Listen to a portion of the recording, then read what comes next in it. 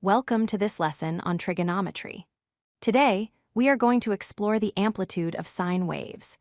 We will specifically look at how to measure the vertical stretch or compression of these waves and understand the coefficient that affects their maximum and minimum values. Let's start with the definition. Amplitude is the distance from the midline or the center position of the wave to the top of a peak or the bottom of a trough. Essentially, it measures the height or intensity of the wave.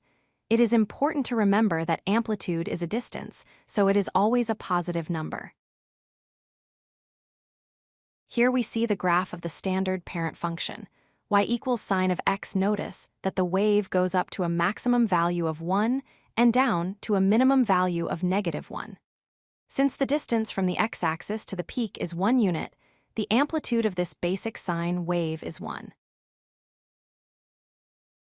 Now, let's look at the general equation. Y equals a times sine of x. The letter a represents a coefficient that multiplies the sine function. This value a is what controls the vertical stretch or compression. The amplitude is defined as the absolute value of a. When the absolute value of a is greater than 1, we get a vertical stretch. For example, in the graph of y equals 2 sine of x, shown here in green, the wave reaches up to 2 and down to -2. It is twice as tall as the standard sine wave. On the other hand, if the absolute value of a is between 0 and 1, the graph is vertically compressed. In this example of y equals 0.5 sine of x, the wave is flattened.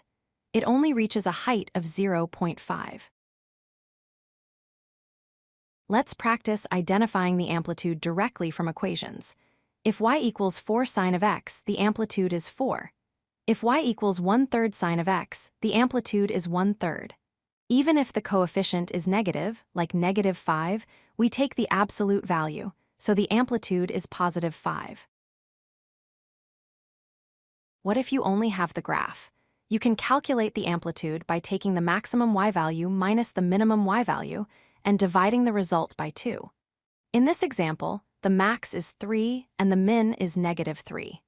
Subtracting -3 from 3 gives 6, and dividing by 2 gives us an amplitude of 3. It is crucial to understand that a negative sign in front of the coefficient does not change the amplitude. For y equals -2 sine of x, the amplitude is still +2. The negative sign simply reflects the graph across the x-axis, meaning it starts by going down instead of up. To summarize what we have learned, amplitude measures the distance from the midline to the peak.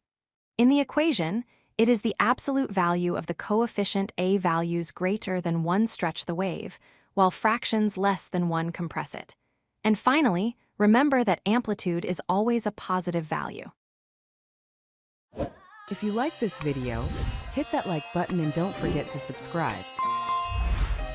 Visit codelucky.com for more such useful content.